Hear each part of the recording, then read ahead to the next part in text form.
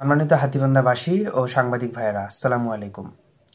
আপনারা জানেন, গত ৩ জানুয়ারি জেলা প্রশাসন থেকে হাতীবান্ধা শাহ গরিবুল্লাহ রহমতুল্লাহ আলাইয়ের এতিমখানায় কম্বল বিতরণ করা হয়।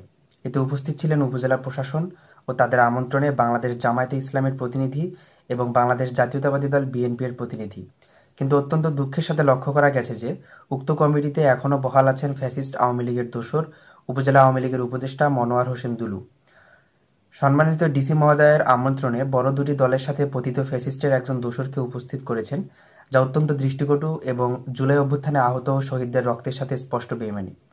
বৈষম্যবিরোধী ছাত্র আন্দোলন হাতীবান্ধায় তীব্র নিন্দা ও প্রতিবাদ জানাচ্ছে এবং অতি সত্বর এতিমখানা কমিটি থেকে সকল আওয়ামী লীগের দোসরকে অপসারণ করে কমিটি সংস্কারের দাবি জানাচ্ছে। সেই সাথে কেন একজন আওয়ামী লীগের দোসরকে এই অনুষ্ঠানে আমন্ত্রণ জানানো হলো, সেটিও মাননীয় ডিসি মহোদয়কে হাতীবান্ধাবাসীর নিকট স্পষ্ট করার জন্য অনুরোধ জানাচ্ছে।